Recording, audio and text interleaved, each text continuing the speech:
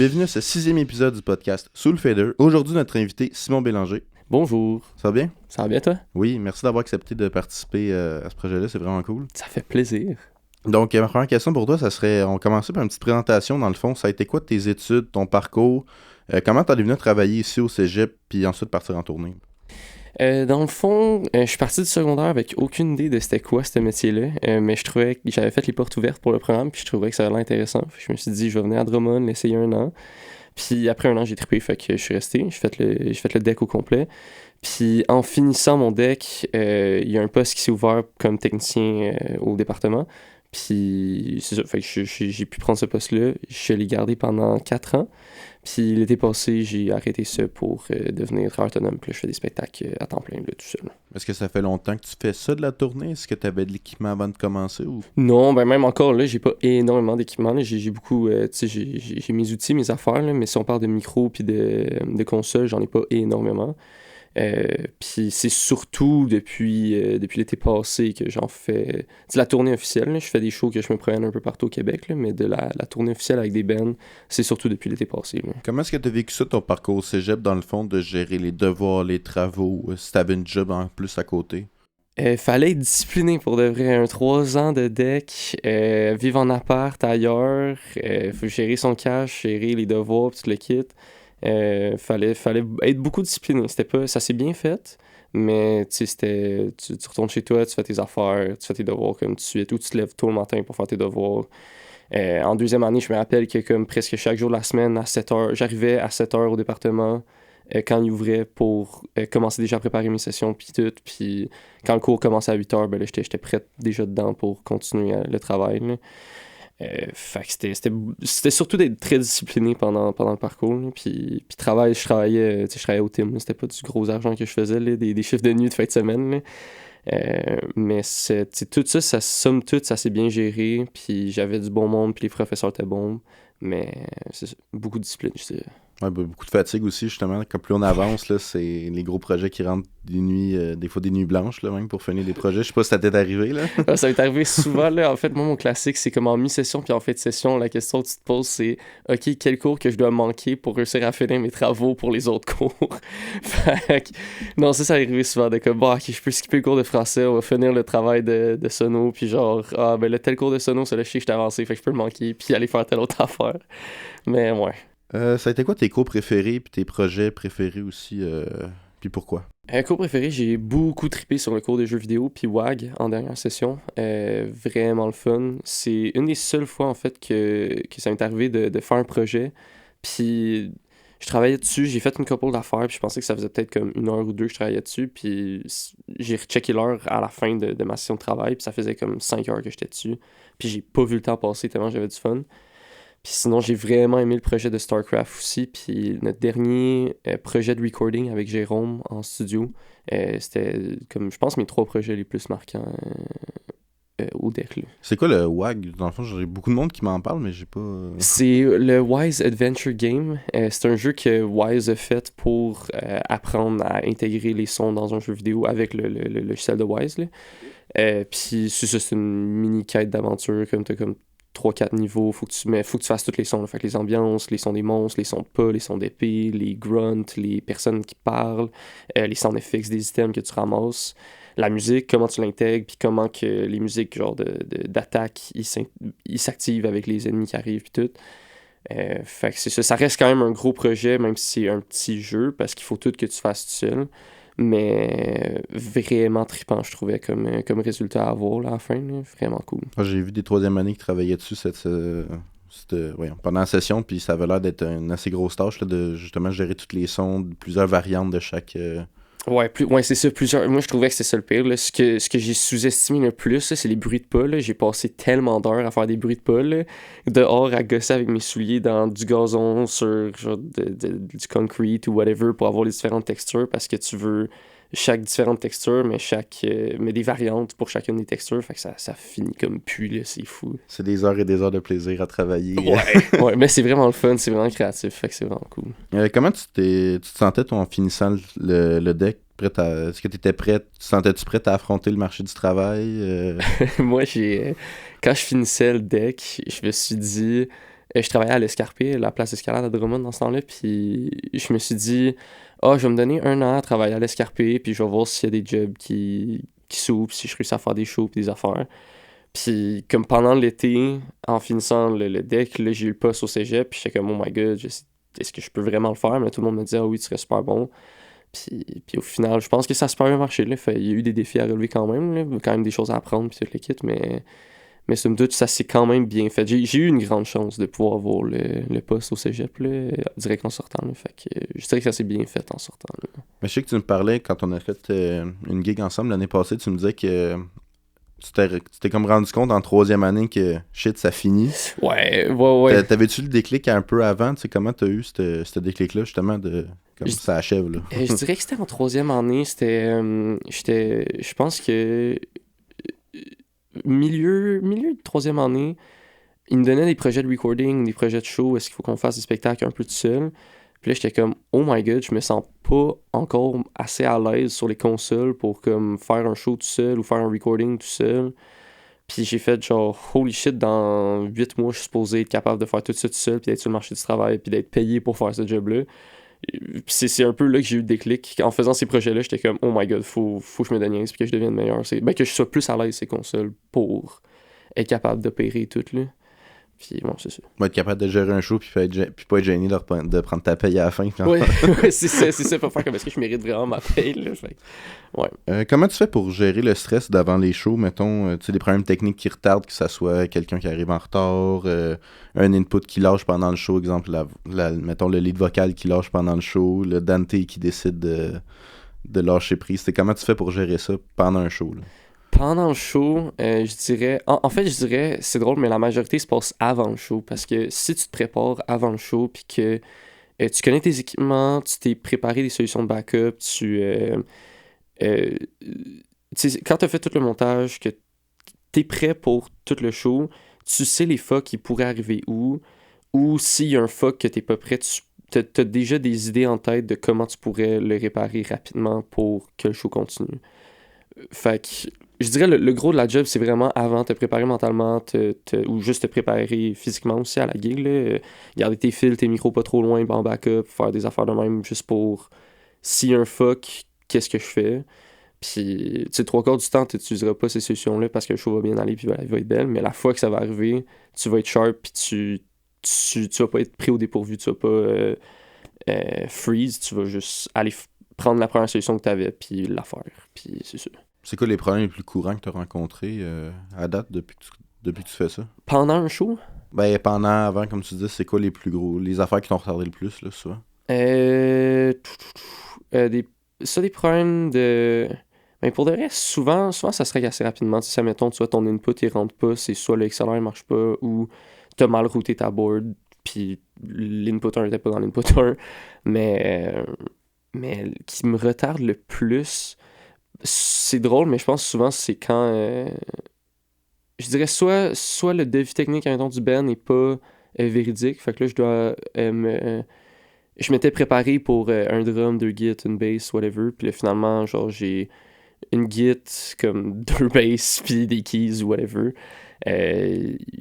Juste réaligner ton patch, puis réaligner tes micros, puis comment tu passes tes affaires, c'est souvent le plus qui arrive, mais tout ça, c'est avant le show, c'est pas si pire. Puis pendant le show, les bugs les plus courants, c'est vraiment des petites affaires. C'est peut-être un input qui a lâché ou whatever, puis souvent, c'est comme le jack était mal rentré, ou le gars au keyboard, peut-être que son master était pas ouvert, ou c'est des niaiseries, des fois un peu hors de ton contrôle, que tu t'en vas de checker avec la personne, tu reçois le chemin de l'audio, ça te prend 3 secondes, puis là, c'est back on track. Là. Ben, c'est tant mieux si c'est des petits problèmes comme ça qui se règlent vite, c'est plus le fun, là, j'imagine. Là. Ouais, c'est ça, qu'il y a un pied qui lâche au complet ou des affaires de même, là, ça m'est pas vraiment arrivé encore. Encore, sur toute réserve. Je te jinxerai pas, j'espère que ça t'arrivera pas bientôt. Ouais. Je disais, il y a pas si longtemps que ça qu'on avait travaillé ensemble sur une petite gig au cégep, il y a pas si longtemps que ça. J'ai jamais vu être stressant. Comment tu fais justement pour garder cette attitude-là en permanence? Premièrement, l'habitude. Une fois, au début, j'étais pas de même. Au début, j'étais stressé de fuck out. En fait, au début, je voulais pas faire de live parce que je trouvais que c'était trop stressant. Puis, à force d'en faire, comme... je voyais que j'étais bon, je voyais que j'avais quand même une plus grande facilité. Puis encore là, beaucoup dans la préparation avant. Là. Si tu prépares toutes tes affaires avant puis tu sais où est-ce que tu t'en vas, euh, tout le reste devient vraiment moins stressant par après. Euh, puis, puis je dirais la deuxième affaire, c'est tu sais, chaque problème, faut se rappeler que chaque problème a une solution. Puis que peu importe c'est quoi, tu peux la trouver puis régler le problème. Là.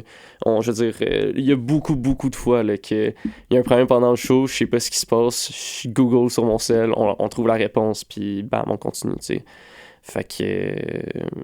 fait que non, c'est se rappeler que ça, puis se rappeler qu'on est tous humains, puis que c'est un spectacle, c'est ça l'événementiel. Des fois, il y a des fucks, puis tant que tu réagis pour régler le problème, tu fais ta job. Fait que la vie est belle, tu sais. Mais quand tu parles, mettons, de préparation avant le show, c'est-tu nécessairement de... Exemple, la salle t'a dit, ou on va dire, le festival t'a dit, t'as telle console, tu vas-tu aller regarder genre des vidéos de sa console jusqu'à n'en plus finir, de savoir comment est-ce qu'elle marche sans même l'avoir vu, tu vas-tu essayer d'écouter le band pour savoir comment est-ce qu'il sonne, ça ressemble à quoi une préparation? Préparation, admettons, il y a plusieurs étapes. Admettons, je construis un show avec quelqu'un, là, admettons, je parle des shows de fin de deck qu'il y a ici, là. Quand j'avais géré les shows de fin de deck au cégep, j'avais pris comme 1 ou 2 rencontres avec la personne qui gérait ce projet-là pour dire, OK, tu sais, c'est quoi ton instrumentation, c'est quoi que tu veux, comment tu veux les placer sur scène. Je faisais la plantation technique avec, puis là, je me préparais un page d'input euh, selon ce qu'elle m'avait dit pour l'instrumentation du band. Après ça, c'est écouter les tunes, se donner une idée du tone, comme ça tu sais c'est quoi les effets que tu auras besoin, tu sais comment tu vas vouloir que les instruments sonnent. Ça te donne déjà une idée de comment réagir si l'instrument ne sonne pas déjà comme ça quand tu ouvres le fader. Là. Puis, puis ça, oui, console, tu sais, si admettons je m'en vais pour travailler sur une console que je connais pas tant que ça, je m'arrange pour ça écouter des vidéos, soit peut-être même que je connais quelqu'un qui a cette console-là, puis aller juste gosser des paramètres, voir un peu. Tu sais, souvent quand c'est pour faire le son pour un band, je sais déjà c'est quoi le patch, fait que là, je m'enligne, ok, si je sais que j'ai tels effets que je veux faire, puis j'ai tant d'input, comment ça rentrerait dans la console, comment je veux faire que ça marche. C'est ça. Beaucoup d'informations, beaucoup de recherches, puis beaucoup de communication aussi avec les artistes. Je sais être sûr que comme on s'enligne tous dans la même direction. Là. Ouais, pas arriver, puis que toi, t'es parti de dire, ok, moi, je le fais comme ça, puis eux autres, non, c'était comme... Leur son de leur instrument, par exemple, toi, t'avais telle idée en tête, puis eux autres, ils ont pas communiqué ce qu'ils voulaient, puis finalement, ils sont pas satisfaits de... C'est ça du résultat, là, exactement. Ouais. Puis j'imagine que si, exemple, ça arrive, ben, l'attitude générale drop, puis que le résultat final peut pas être aussi bon que... Mettons, si tout le monde s'était compris qu'on était déjà parti tout le monde heureux, le résultat final est mieux que si... Oui, ça c'est sûr. C'est pour ça que la communication, c'est full important, là, tu sais, direct au départ, de parler avec les artistes, puis faire comme... Où est-ce qu'on s'en va, puis l'équipe, être sûr qu'on est dans la même direction. Puis si jamais, entre-temps, vous réalisez que vous n'aviez pas la même idée, puis que là vous comprenez, puis finalement, c'est vers là qu'on s'en va, ben, je serai en ligne dans la bonne direction, puis être ouvert à ça. Là. C'est quoi le truc technique que tu trouves le plus surestimé depuis que tu as commencé? J'imagine que tu t'es fait donner des trucs par plein de monde au fil du temps. Y a-tu un truc que tu t'es dit, ça, je l'ai essayé, ça sert pas à grand-chose, puis un autre que tu t'es dit, hey, on n'en parle pas assez souvent, c'est sous-estimé, c'est sous-coté? Truc technique sous-estimé, surestimé, pour de vrai, il y en a pas beaucoup que j'ai reçu que j'étais comme moi, ça sert absolument à rien. Mais une affaire que j'ai essayé 1 ou 2 fois, puis que je me suis dit, waouh, en tout cas pour les projets que je faisais, ça servait pas à grand-chose. La compression parallèle en live, ça sert pas à grand-chose quant à moi, là. Mais un truc sous-estimé, moi, admettons, 2 choses qui m'ont beaucoup aidé récemment, puis qui ont changé un peu comment je mixe, c'est, si on parle juste niveau technique, là, on parle pas attitude ou whatever, là, faire un boss pour mes vocales. Dans le fond, mettons mes vocales lead, je vais les enlever du pied, ils vont plus dans le pied, je les envoie dans un mix boss en pause fader, puis là, ce mix boss là, il va dans le pied. Puis ça me permet d'avoir sur le Mixbox un EQ juste pour le pied qui va pas affecter les moniteurs. Puis une deuxième compression au besoin, comme ça. Souvent, je fais un deuxième boss pour les back vocals aussi.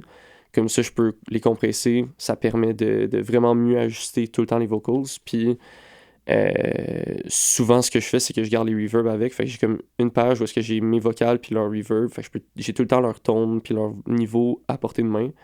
Puis ça permet que la voix est comme tout le temps claire dans le mix. Puis souvent, c'est ce qui est le plus important là, pour les bands. Là. Fait que ça, puis mettons, deuxième affaire aussi, qui est un peu plus mentale, là, j'ai dû réapprendre à écouter comme si j'étais dans l'audience, comme si j'étais quelqu'un qui venait voir le show. Parce que souvent, quand tu mixes, tu focuses ces détails, tu focuses sur les mini-affaires qui sonnent pas bien. Puis c'est vraiment bien ça qu'il faut qu'on fasse. Mais il y a des moments où est-ce que ça me nuisait, puis que là, je focusais trop sur des petites affaires qui étaient rendues peut-être trop fortes ou pas assez fortes au besoin. Si tu fais juste prendre un step back, tu fais comme, hey, si je suis dans l'audience en ce moment, puis je voulais écouter le show, comme c'est quoi, qu'est-ce que je voudrais entendre, pourquoi ça sonnerait pas bien. Puis là, des fois, tu réajustes 2-3 niveaux, puis le bam, tout marche bien après. Là. Moi, c'est un bon truc, je te dirais, pour ceux qui apprennent, parce que tu sais, mettons Alex qu'on a eu en live, c'est un super bon prof, on a eu des super bons cours, mais c'est le genre de truc en tout cas, je l'ai peut-être oublié aussi, là, mais j'ai l'impression qu'on l'a peut-être moins reçu, ce truc-là, de dire faut être capable des fois de déconnecter un petit peu, puis de... Ouais, moi je trouve ça vraiment important parce que c'est aussi ce qui m'a permis d'avoir un peu plus de fun, parce que tu sais, des fois tu finis ton show, puis là t'es comme, ah man, ça sonnait pas assez bien, ça c'était pas assez bon, puis tu focuses juste là-dessus, mais si tu prends le petit step back, puis tu t'écoutes comme si t'étais dans la foule, puis tu fais comme, hey, ça marche quand même bien. Tu sais, si j'étais quelqu'un dans l'audience, je serais quand même content. C'est comme, ah, ben, finalement, j'ai fait une bonne job, la vie est belle, tu sais. C'était un bon show pareil. Là. Oui, peut-être que comme il y avait trop de 3K dans ta guitare, mais comme c'est des choses qui arrivent, puis au pire, prochain show, tu le feras mieux, puis ça va être bien correct. Là. On pense à baisser le 3K la prochaine fois. C'est ça. Ça a été quoi, à date, ta meilleure gig? Puis ta gig de rêve, ce serait quoi, avec qui? Ouais, man. Ma meilleure gig, admettons, je dirais, niveau sonorité, je suis fier de moi, mettons. Récemment, j'ai fait le show de Sandrine et Comedja euh, au Vert-Bouteille à Montréal. Puis, pour de vrai, c'était une des meilleures fois en tout cas, je trouvais que ça sonnait vraiment bien, les voix étaient claires, ça passe à travers le mix, tout était comme aux bonnes places, les reverbs étaient cool. J'ai réussi à faire quelques coups de délai, genre sur la voix, c'était vraiment cool. Fait que c'est là, mettons, niveau son, c'était ma plus fière. Puis sinon, niveau qualité de job ou comme grosseur de gig, ça serait la tournée avec Lendemain de veille que je fais cet été, là, au In-Ear. Je dirais que ça serait mes plus grosses gigs que j'ai eues. Puis gig de rêve, euh, j'ai comme un peu deux facettes pour de vrai parce que j'ai réalisé que ce qui est vraiment le fun, c'est faire des shows avec des amis, faire des shows avec du monde que tu connais et t'as du fun. C'est tripant solide parce que là, tu peux... tu chill avec eux autres, c'est vraiment moins stressant pour la performance. Puis vu que c'est des amis, t'écoutes, prends déjà un peu leur musique, tu sais un peu déjà leur sonorité. Fait que si j'avais des amis, des bands d'amis qui peuvent comme bien pogner puis qu'on peut partir en tournée, ça serait mon gros rêve. Puis sinon, mettons, on parle d'un peu plus gros calibre. Là. Si je peux faire le son pour Valeur un jour, ça serait comme... C'est mon band québécois préféré d'après moi, là, fait que si je pouvais faire le son pour eux autres un moment donné, ça serait vraiment nice. Cool. Tu viens de dire que avec Lendemain veille, c'est avec des in-ear. Ouais. C'est quoi la difficulté, mettons, de faire un show où que tous les musiciens sont en in-ear? Difficulté, ben je dirais, c'est de commencer, de faire de quoi de bon au départ, ça va prendre du temps parce que là, il faut que tu peaufines chacun des instruments dans chacun des oreilles du monde. Dans un moniteur, souvent, tu envoies son instrument un peu plus fort, un peu des autres éléments qu'il a besoin d'entendre, mais il entend le reste sur le stage, fait que ça se gère bien. Mais dans les in-ear, il faut qu'il soit capable de tout entendre, vu qu'il est un peu plus coupé du stage. Fait que ça, c'est comme le défi. Ça prend un peu plus de temps au début de s'installer, de faire de quoi qui marche puis qui sonne bien. Puis une fois que c'est fait, c'est juste de t'adapter à la salle puis à la place où tu es, parce que là, des fois, tes micros de voix vont pas sonner pareil, ou peut-être que sur le stage, ben, wow, il y a comme un gros rumble de bass, fait que là, tout le monde a besoin de moins de bass dans ses in-ear. Mais c'est toutes des affaires qui peuvent s'ajuster assez facilement. Il faut juste que tu sois alerte à ton stage puis à tes musiciens. Là. Puis j'imagine que si tu as déjà une scène de près sur ta console, ben c'est juste à ce moment-là de baisser les niveaux dans chaque oreille. Ouais, exactement. C'est ça, une fois que tu as fait les montées, tu repars de ça, puis c'est là que ça va vraiment plus vite, puis que c'est vraiment plus facile pour tout le monde. À l'inverse, ça a été quoi ta pire gig que tu as eu, que ce soit l'organisation, que ce soit les problèmes techniques, puis mais pourquoi, mettons? Hein? J'ai deux gigs qui sont comme mes pires gigs dans ma tête. Là. Je vais essayer d'y aller rapidement. Là. Ma première, c'était à Tedford Mines. Je faisais le son pour un band qui s'appelle Matt Thousand. C'était première fois, je pense que j'allais faire le son pour eux autres. J'avais été à une couple de pratiques, voir la sonorité, tout le kit. Puis là, je débarque là-bas avec ma console. Eux autres, c'était un bar, salle de spectacle. Ils m'ont dit « Ah, notre tech a fait un EQ qui sonne super bien. Genre, t'auras pas besoin de rien toucher. » Fait que là, je suis comme, ok, tu sais, je commençais. Fait que là, je me disais, tu sais, je vais leur faire confiance. Ils disent, ça sonne bien, je vais pas toucher à leurs affaires. Je fais le soundcheck, mais je garde ça pas trop fort parce que le staff était dans le bar, ils préparaient leurs affaires pour le open du bar. Fait que là, je voulais pas les blaster. Puis, tout va bien quand même. Le band était au in-ear, cette fois-là aussi. Puis, fini soundcheck, on chill, on tout. Le show commence, la crowd est là. Puis je dois monter mon master de comme 5-10 dB facile parce que le monde est trop fort. Fait que là, je monte tout, mais là, la voix se met à distorsionner comme ça, pas d'allure. Là. Elle sonne vraiment l'estimement, tu comprends rien, ça distorsionne de fuck out. Fait que là, je commence à enlever la compression tranquillement. Ça change rien.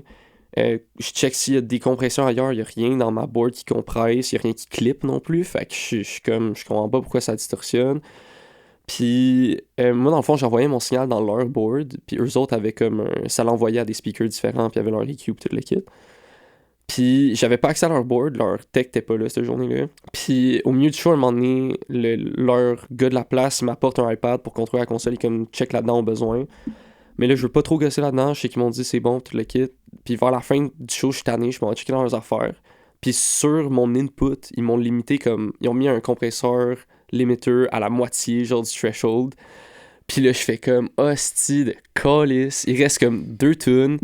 Je l'enlève progressivement. Waouh, le mix, il sonne bien, la vie est belle. Puis là, j'étais genre, hostie de calice. Il reste 2 tunes, ça sonne écu tout le long. Puis, c'est ça. Après ça, j'ai ramassé mes affaires, j'ai écrit sur mon camp, j'avais honte, là. J'étais genre, man, ça sonnait le cul, ça fait chier. Puis ce que j'ai appris cette journée-là, c'est tu fais pas confiance au setup ou tu fais pas confiance à un autre soundman si tu l'as pas vu travailler, si t'as pas écouté, là, fais pas quoi. Si tu dis, oh man, ça sonne full bon, écoute-le avant. Fais-toi confiance puis écoute-le avant de dire, ok, ouais, c'est bon. Tu sais, quand tu t'en allais avec ça, j'ai fait au début, je me suis dit, ok, c'est les Q, ils ont boosté de quoi que c'est.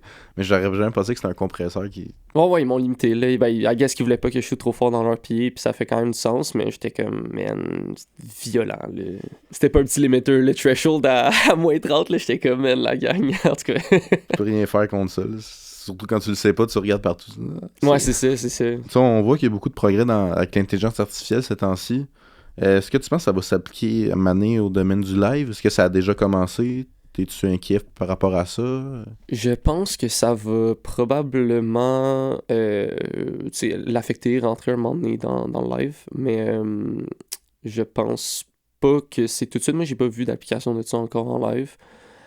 Puis, j'ai pas peur pour ma job, je suis pas inquiet parce que au final, en live, il y a tellement de variantes puis de variables qui peuvent changer que je pense qu'il faut un être... Tu sais, au final, il faut un être humain pour être là, pour s'assurer que tout marche bien.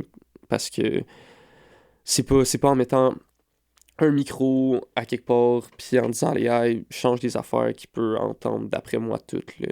Je sais que les AI sont rendus super puissants puis ça peut être surprenant, là, mais au final, brancher des fils, brancher un kit de son, il te faut du monde. Après ça, opérer ça, ça fait juste du sens qu'il y ait quelqu'un qui opère tout ça.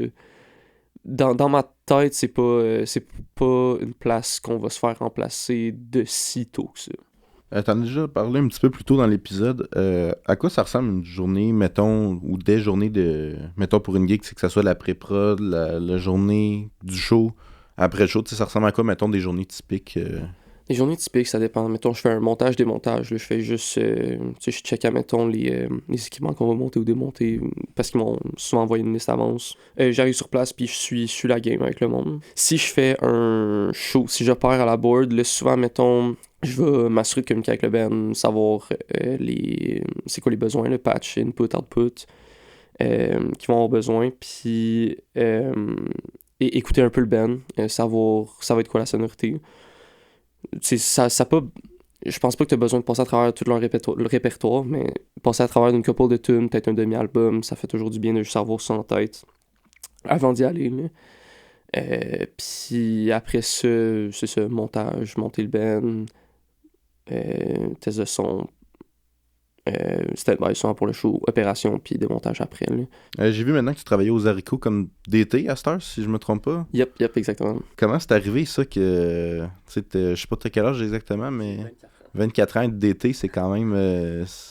T'as-tu de la pression par rapport à ça de... Ben, c'est quand même un gros poste, c'est quand même une place réputée, fait qu'il faut tenir cette réputation-là. Mais comment c'est arrivé, c'est que c'était mon ami Samuel Mallet, qui est un ancien étudiant aussi d'ici, qui avait le poste avant. Puis lui, il était rendu un peu tanné, là. C'est beaucoup de...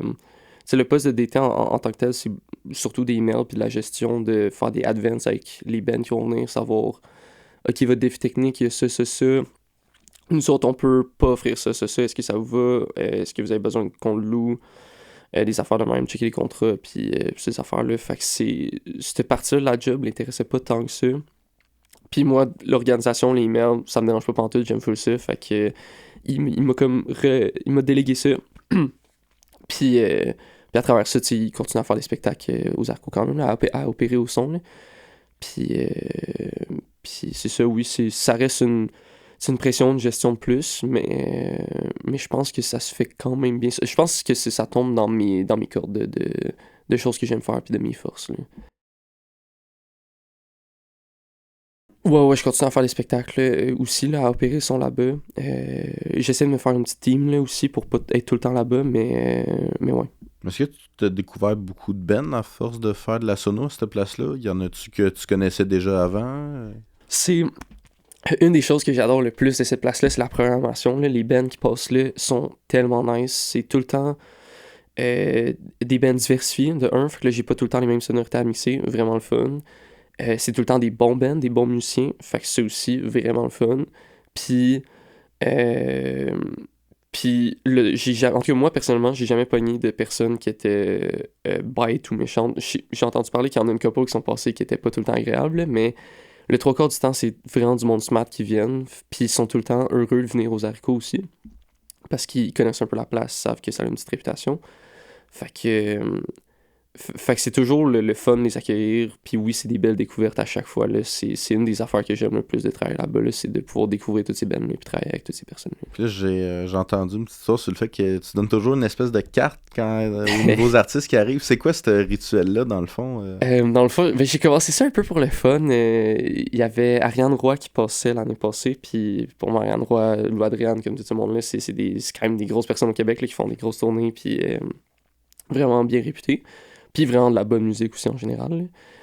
Puis je voulais essayer de faire une petite marque là, qui se souviennent de leur passage aux Arcos. Fait que là, il y a comme un card shop à deux coins de rue. Puis j'aime pas les Pokémon, évidemment. Fait que j'étais allé trouver une carte Pokémon que je trouvais qui fitait avec Ariane Roy. Vraiment pas cher, là. Puis j'ai donné comme en souvenir. Puis là, depuis, je me suis dit, je pourrais faire ça comme à chaque fois, juste que les bands se souviennent de moi ou puis de leur passage aux Arcos. Fait que à chaque band que j'accueille aux Arcos, je leur achète une petite carte Pokémon au card shop à côté, je leur donne en souvenir, puis c'est ça, ça fait comme... ça remplit beaucoup de boîtes, là. Ça fait une petite promo de moi, un petit souvenir du Zarco.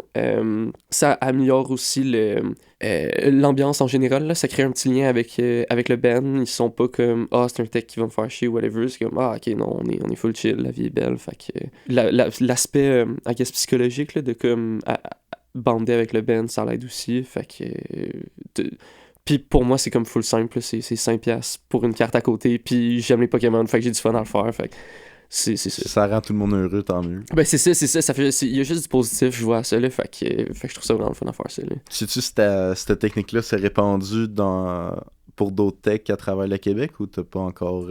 J'ai pas encore croisé d'autres personnes qui donnaient de cartes Pokémon, mais dans une autre salle où je travaille, je sais qu'ils donnaient des petits canards en plastique aux personnes qui passent.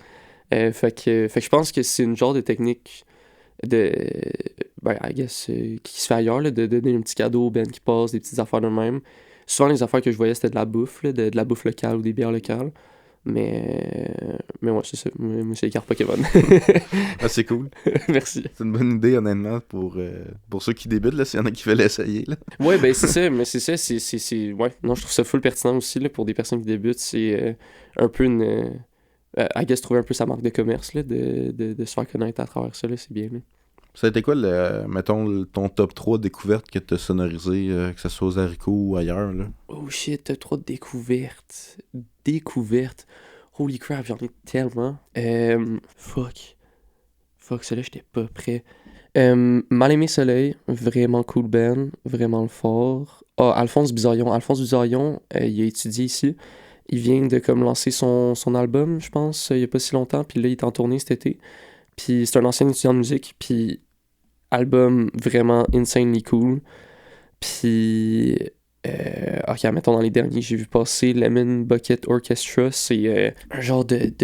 Ça fait un peu comme une fanfare, là. Ils ont des gros genres de tuba, puis des affaires de même.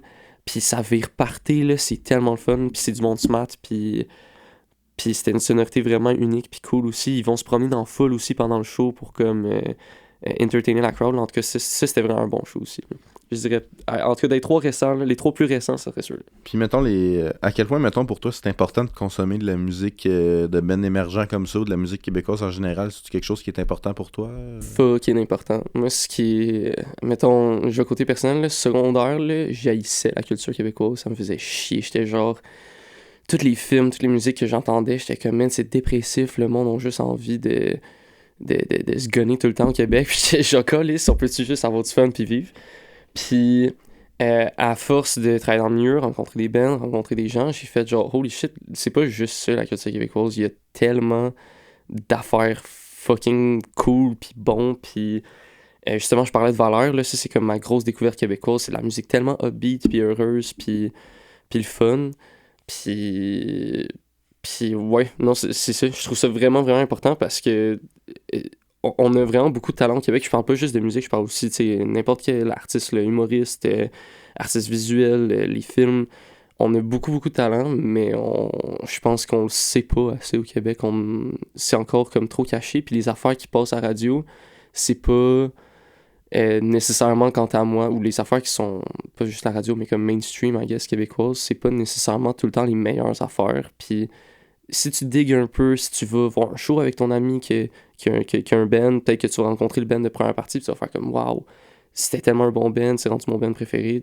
C'est ça. Je pense qu'on a beaucoup de talent, puis c'est vraiment important d'après moi d'encourager la culture émergente québécoise parce qu'on a, c'est ça. À force de baigner dedans, j'ai rencontré tellement d'affaires tellement cool là, que comme ouais. Ouais, puis comme tu dis, on dirait que tout ce qui est mainstream, c'est comme tu disais, c'est tout le temps un peu dépressif. On dirait que Mais je la comprends pas, celle-là. c'est comme un running gag. On dirait qu'au Québec, on est juste capable de faire des affaires tristes, puis des drames. Ouais. Mais ben c'est ça que je suis content de pas d'être le seul à partager ça, là, mais genre, je trouve ça tellement bizarre que comme la majorité du stock qui est populaire, c'est tout le temps dépressif. T'es comme, man, on veut pas, on est un Québec fier, on est content de nous autres, là, on devrait comme, je sais pas, être heureux, puis partager aussi tout ce qui est upbeat, puis le fun, là. Fait qu'en tout cas, ouais. Mais c'est peut-être con, mais ça a peut-être juste aussi rapport avec le fait que c'est peut-être moins cher à produire, puis c'est peut-être... Ça se peut aussi. Ça va peut-être juste avec le budget aussi, puis ce que les diffuseurs... Parce que clairement, s'ils le font, c'est que ça doit marcher. Oui, ben oui. Ils continuent pas juste pour le fun, là, ça doit être... Non, c'est ça. Il doit y avoir un marché pour ça quand même, mais c'est vrai que... Moi aussi, je te dirais que début secondaire, comme toi, je m'en foutais complètement, mais comme, ok, j'ai l'impression d'avoir fait le tour. Ouais. Puis c'est en arrivant ici, à force avec les cours des amis, comme, ok, il y a d'autres choses. Ouais, c'est ça, c'est comme, oh shit, il y a d'autres choses. Puis je trouve ça tellement spécial qu'il faut que chacun on fasse notre bout de chemin pour aller chercher ça, parce que c'est pas beaucoup à travers les médias ou la radio qu'on va réussir à trouver ça. En tout cas, pas facilement, là. Faut un peu qu'on aille le chercher nous-mêmes, puis en tout cas, toutes les personnes qui écoutent, là, vous allez pas être déçus. Allez découvrir des choses québécoises, puis vous allez jamais être déçus. Mais il y en a quelqu'un que j'ai découvert parce que c'est toi qui les as partagés sur Instagram. Ouais, c'était... Nice. Hey, je suis pas fin, j'oublie le nom. Là, Ben non, c'est pas grave. J'en ai partagé une couple. Ils ont couple. sorti la tune Break Syndical, je pense. Là, c'est, Ben, Crise Logement. Oui, Crise Logement. Squarehead. Ouais, le petit band d'Ami Punk, eux autres sont insane, c'est vraiment le fun. Ben oui, je les connaissais pas, puis j'en ai écouté, ils sont sur ma playlist, puis quand ça passe, je suis content, là, c'est... Nice! Ils sont rendus dans mes plus écoutés, je pense. Là, malade, je suis content d'entendre ça. Mais en live, ça doit fesser, ça, eux autres? Ah ouais, en live, c'est tellement nice, là. C'est juste, c'est raw, c'est dans ta face, c'est cool. Mais j'aimais bien la distorsion sur son vocal, surtout. Ouais, c'est méchant, là. C'est le fun, là. C'est-tu toi qui avais fait la production de l'album aussi? J'ai aidé au recording. Dans le fond, mon ami Malek, qui était l'ancien DT aux Arcos, il a fait la direction musicale, je me rappelle bien. Moi, j'étais comme Pro Tools up, fait que j'opérais Pro Tools pendant le recording. Puis on avait un autre ami qui s'appelle Samuel Newman, qu'on appelle couramment. Puis lui, il aidait beaucoup avec... Parce qu'on a record sur tape aussi, cet album-là. Sur tape? Ouais, tu sais, on passait... Dans Pro Tools, on shootait sur le tape, puis on retournait dans Pro Tools après. En tout cas, me semble, ou sinon, c'était peut-être straight to tape, puis après ça, on prenait le out du tape pour aller dans Pro Tools. Quand même, Puis, c'est rare que j'ai l'impression que c'est plus rare que ça se fait aujourd'hui. ouais, non, c'est vraiment plus rare, mais ça donnait vraiment quelque chose de cool pour cette band-là. Là. Puis je pense que c'est ça aussi qui donne beaucoup de tone à cet album-là. Là. Puis c'est Newman qu'après ça, il a mixé le restant des tunes. Là. Fait que j'ai aidé en partie, là, mais j'étais pas une grosse partie non plus. Là. Ouais, c'est comme si t'étais l'opérateur en studio, c'est pas toi qui as mixé ou le... Ouais, non, c'est ça. Mais c'est cool pareil, Oui. Ça doit être le fun comme projet à faire. Ouais, c'était vraiment le fun. Puis encore là, c'était des amis, fait qu'on a juste eu du fun pendant une semaine en studio. Là. Mais c'est-tu de quelqu'un de votre gang qui a opéré la machine à tape ou si vous avez comme engagé quelqu'un pour le faire? Ou... C'est ça, c'est notre ami Samuel Newman qui gossait beaucoup là-dessus. Là. Lui, c'est un... Ce que j'arrête pas de dire, c'est que si ce gars-là, il habite en Nouveau-Brunswick en ce moment, mais s'il vient au Québec, il va briser le Québec. Là, c'est un soundman de feu. Là, genre, il a le pitch perfect, puis comme... Il s'y connaît comme en soudure, puis tout le kit. Fait que genre, il a réparé comme le tape machine au milieu du recording un moment donné aussi. Là, genre, en tout cas, il est insane. Fait que lui, il nous a beaucoup aidé avec ça. C'est un gars à avoir dans sa liste de contacts. Ah ouais, man, ça n'a pas de sens, ce gars-là. Il est fou. C'est ça, on nous montre plus évidemment comment utiliser des machines à tape, mais je trouve ça cool que vous l'ayez utilisé. Ouais, ben c'est ça, au studio de mon ami Samuel Mallet, c'est un peu ça, sa marque de commerce, là. Il veut pas mal tout record sur tape. Je sais pas s'il fait tout, là. Je pense que c'est dépendamment du projet. Si c'est pas le ton qu'il a besoin, il va peut-être pas le faire, mais il passe pas mal d'affaires sur tape, là. Penses-tu faire du live toute ta carrière? Tu sais, je sais que ta carrière est encore jeune, mais est-ce que tu penses juste faire du live ou est-ce que tu pourrais faire plus de studio comme tu as eu avec cette band-là? Est-ce que ça va être plus de la post-prod, du sound design? Y a-tu d'autres choses qui t'intéressent? Moi, admettons, en ce moment, pis là, c'est un sujet à changement, là, j'ai 24 ans, mais admettons, plan de vie idéal, là, ça serait... je fais du live pendant une couple d'années, je réussis à faire des tournées cool, puis le fun avec des bands, puis tout le kit. Puis à un moment donné, j'aimerais vraiment ça faire le switch aux jeux vidéo, parce que comme j'ai dit, c'était les cours qui m'intéressaient le plus au cégep, là. Puis je sais que j'avais beaucoup de fun, mais c'est une job de bureau, c'est une job de... T'es chez toi ou t'es dans le studio à faire ça. C'est vraiment cool, mais en ce moment, j'ai besoin de bouger, puis j'ai besoin de faire d'autres affaires. Mais pour quand je vais vouloir avoir une famille, avoir une maison, puis tout ça, ça serait comme une deuxième idée de carrière que j'aimerais vraiment faire. Puis c'est un autre qui a complètement pas rapport, là. J'adore l'escalade, puis je me dis ça serait vraiment cool aussi peut-être d'avoir un centre d'escalade un moment donné. Fait que c'est Ok. aussi peut-être comme projet de fin de carrière. Là. Centre d'escalade, tu le mixerais-tu avec... tu mixerais-tu ça avec ta passion aussi pour le son puis le live? Tu ferais-tu une espèce de centre avec une scène musicale? Tu essaierais-tu de merger les deux? Peut-être, tu sais, j'y pense souvent parce que je sais pas à quel point je serais capable de me détacher de la musique complètement dans ma vie, là, mais l'affaire avec les centres d'escalade, c'est que c'est tout le temps des gros plafonds hauts, des grands espaces avec de la grosse reverb sale. Fait que genre, si t'apportes un band là-dedans, c'est je pense jamais l'idéal à mixer ou à sonner. Puis, si tu veux que le band ait une bonne expérience, si tu veux que le public ait une bonne expérience pour la musique, je sais pas si un centre d'escalade, c'est la meilleure place pour ça. Mais peut-être qu'en temps et lieu, j'aurais des idées puis que je serais capable de trouver quoi qui pourrait marcher. Peut-être du petit jazz, là. Mais en même temps, du petit jazz, tu veux pas écouter ça en grimpant. Fait que tu veux avoir de l'énergie pour pousser, là. Fait que peut-être. Des fois, je pense, mais je sais pas encore comment que je ferais marcher ça. Là. Ouais, ça serait un beau projet, en tout cas, si ça se fait, là, c'est sûr que ça marcherait, je pense. Ça serait cool, ce serait le fun. Ça a été quoi, mettons, on revient un petit peu sur les brouillardises puis les gigs, ça a été quoi, c'est justement ce que tu as dû le plus de débrouiller ou ce que tu as eu le setup le plus... On va dire le setup le plus funky où tout tient, on dirait, par la peur puis l'espoir, puis c'est ça. Mais je pense, ben, en tout cas, sur le tas de ma tête, j'ai pas de setup funky ou comme un peu désastreux en tête. Mais celui où est-ce que j'ai dû être le plus débrouillard, je pense que c'était la tournée avec mon band d'amis Petit P en octobre passé. On est allé comme 2 semaines et demie au Nouveau-Brunswick. On a fait 16 shows, je pense, pendant ce temps-là, dans les écoles. Puis là, j'avais 7 musiciens à sonoriser. Puis il fallait qu'on soit capable de faire le load-in en même pas 1 heure, puis que le soundcheck soit fait en même pas 1 heure aussi, pour 7 musiciens. Fait que, puis j'avais des in-ears là-dessus, puis des moniteurs. Puis à chaque fois, on arrive dans une école, fait que, tu sais, le setup, on sait pas à quoi s'attendre. Moi, on fournissait pas mal tout, mais j'avais besoin de leur électricité, puis j'avais besoin des fois de leur système de son aussi. Comme préparer toute cette tournée-là pour être sûr que on soit capable de tout faire dans les temps, puis qu'à chaque fois, on se aide des bons shows le fun. Je pense que ça a été le moment où j'ai dû être le plus comme créatif dans préparer mes affaires. Là. J'ai compté chacun des fils, leur longueur, on a préparé des snakes. Puis là, chaque musicien avait comme sa snake, fait que il branchait son micro dans la box, j'avais tout identifié clair, fait que j'avais juste comme à installer les box, ma console, faire sonner le système de son, faire un petit EQ du pied, puis là, mes mix de moniteur, puis tout était déjà comme placé, fait que là, on reprenait tout le temps ça. Mais je pense que c'est la fois que j'ai dû comme le plus me débrouiller parce qu'il fallait qu'on fasse avec le moins possible. Mais j'avais quand même 7 musiciens, ce qui est quand même gros pour un band. Ben, j'imagine que des tournées à cette envergure-là, où c'est quand même des plus petites tournées, j'imagine que les musiciens n'ont pas le choix de t'aider parce qu'à mener à un seul gars, c'est pas possible là, de faire ça, comme tu dis. C'est ça exactement. C'est pour ça que chacun avait leur snake, puis que je leur ai tout identifié. Chacun avait comme sa couleur, fait que là j'étais comme, ok, toi tu prends ta snake bleue, tu branches, sur le fil c'est écrit micro de voix, l'autre c'est écrit micro de git, ben là tu vas brancher tes deux affaires aux bonnes places. Arrange-toi pour que ta git elle marche dans ton ampli, genre t'as le power qui est juste à côté. Fait que, en gros, c'était ça. Moi, j'envoyais comme les grandes lignes. J'avais comme des sub-snakes qui s'envoyaient un peu partout. J'installais ma console, puis je commençais à faire sonner mes affaires. Puis pendant ce temps-là, eux autres, fallait qu'ils se branchent, puis qu'ils s'assurent que ça marche un peu. Puis s'il y avait des bugs, là, j'allais débugger, mais comme, ils pouvaient. Chacun des musiciens était capable de se plugger, ça me sauvait comme énormément de temps. Là, fait que, ouais. La dernière question que j'ai à te poser, c'est une question un peu plus technique. Tu sais, on nous dit, nous autres, ici au cégep, de pas faire que ça soit nos mises à jour sur nos Macs, que ce soit notre système d'exploitation, nos logiciels. Est-ce que c'est la même chose, toi, mettons, pour tes consoles? Est-ce que tu te tiens au courant, justement, des nouveautés qui sortent?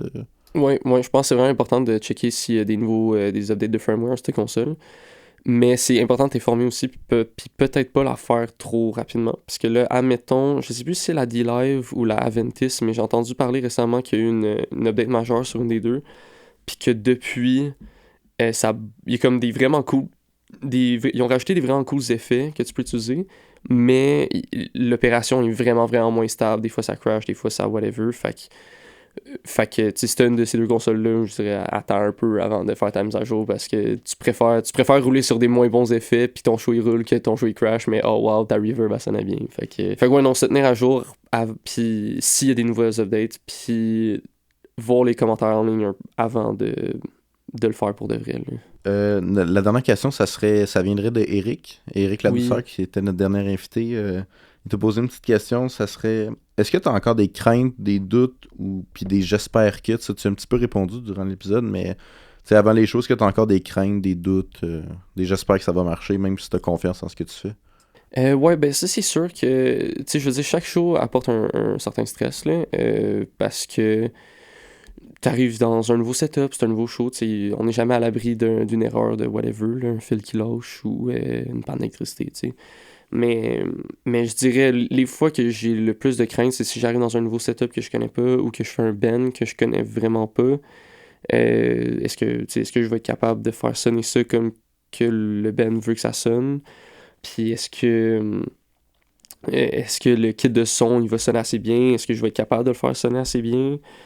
Je dirais que c'est souvent les craintes que j'ai qui reviennent, là, mais souvent c'est ça finit par s'arranger. Tu as la crainte un peu avant, t'arrives, puis il faut juste que quand t'arrives à la console, tu t'appropries la console, tu t'appropries le son, puis tu fais comme hey, je vais faire ça comme ça, si ça sonne, ça marche pas, je vais aller dans telle direction pour que ça aille mieux, tu sais. Je sais pas si ça t'est arrivé, mais tu sais, est-ce que quand, mettons, toi, genre, t'as-tu déjà du public qui est venu te voir pis te dire ça sonne pas, peux-tu monter ici? Ben, la fois, ma pire gig, il y a genre 3 personnes qui sont venues me voir, qui étaient comme, hey tu sais, genre, je sens man, je suis DJ, t'as-tu besoin d'aide, genre, whatever, je me connais un peu. Puis je voulais me gonner, là, j'étais genre, je sais que ça sonne le cul, inquiétez-vous pas, mais je sais pas où. Mais, admettons, à part ça, c'est pas vraiment arrivé que quelqu'un vienne me voir pour me dire hey, ça sonne pas bien ou quelque chose. C'est peut-être arrivé une fois que quelqu'un me dise que mais on n'entend pas tant la voix. Puis là, tu sais, peut-être je me déplaçais comme dans la salle ou ailleurs, puis j'étais comme oh shit, c'est vrai que comme à cet endroit-là on entend vraiment moins bien. Fait que là, je gosse 2-3 affaires, mais c'est quand même rare, je pense, que le monde vienne te voir pour ça, là. Je pense. Ben, en tout cas, je te le souhaite que ça arrive pas trop souvent parce que ça doit pas être le fun comme sentiment de te faire dire. Non, c'est ça. Hey, c'est pas bon, whatever. Ça m'est arrivé quelques fois que le monde, après le show, vienne te voir, sont comme hey yo, c'était bien, ça a bien marché. Mais encore là, c'est aussi, tu sais, c'est rare. Souvent, les musiciens qui vont le faire, là, mais du public, c'est quand même rare. Là. Avant de terminer, j'aimerais ça que tu poses une question à notre prochain invité, Olivier Perrault. Est-ce que tu aurais une question pour Oh lui? shit, c'est vrai. Une question pour mon ami Oli. Euh, Moi, je vais lui demander comment le programme a impacté sa vie professionnelle et personnelle, je dirais. Comment le deck l'a impacté dans sa vie. Ouais. J'ai hâte d'entendre sa réponse. J'ai hâte aussi. Ouais. Donc encore merci une fois, Simon, d'avoir participé à mon projet. C'est super apprécié d'être venu. Ça fait plaisir, merci de l'invitation. Cool. Donc pour les autres, on se revoit au prochain épisode.